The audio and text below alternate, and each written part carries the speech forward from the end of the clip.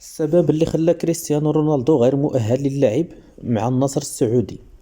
لكن قبل ذلك إخواني أخواتي محبي توك توك سبور، مرحبا بكم معنا. ما تنسوش الاشتراك في القناة ديالنا لتشجيعنا على تقديم المزيد. ربما الكل اليوم أصبح يتحدث عن ما يسمى بانتقال القرن، انتقال الأسطورة كريستيانو رونالدو إلى النصر السعودي، لكنه ربما غير مؤهل للعب مع هذا الأخير، حيث أن النصر السعودي لم يسجل بعد لاعبه الجديد البرتغالي كريستيانو رونالدو بعد في قائمته لدى الاتحاد السعودي لكرة القدم، ما يحول دون خوضه المباريات الرسمية لفريق النصر السعودي.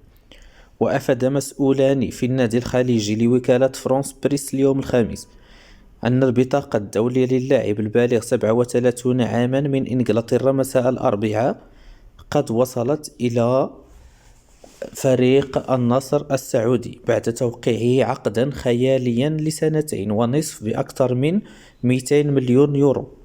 لكن المسؤول الأول الذي فضل عدم ذكر اسمه لأنه غير مخول بالحديث لوسائل الإعلام أفاد لفرانس بريس: وصلت البطاقة الدولية لرونالدو، لكن النصر لم يسجله بعد لعدم وجود مكان شاغر للاعب أجنبي. كما كنعرفوا أنه في كل دوريات العالم كيكون واحد العدد مسموح به للاعبين الأجانب. ربما الشيء اللي غادي يخلي النصر أمام أمر واقع، وهو الاستغناء عن أحد لاعبيه الأجانب من أجل تسجيل كريستيانو رونالدو، حيث تضم قائمة النصر الملقب في السعودية بالعالمي 8 لاعبين أجانب، وهو الحد الأقصى الذي تسمح به اللوائح المنظمة للدوري السعودي. وأضاف نفس المصدر: لا بد من رحيل لاعب أجنبي لتسجيل رونالدو، سواء بالبيع النهائي أو إنهاء العقد بالتراضي بين الطرفين. لكن المصدر الثاني الذي فضل كذلك عدم الإفصاح عن هويته نظرا ليست له إمكانية وليست له أي صلة للتحدث مع وسائل الإعلام، فقد كشف في تسجيل أن صاروخ ماديرا لم يسجل بعد في لوائح الاتحاد السعودي حتى بعد ظهر اليوم الخميس، وتابع قائلا: هناك مفاوضات جارية لبيع أحد اللاعبين لكن لم تصل بعد لمراحلها الأخيرة.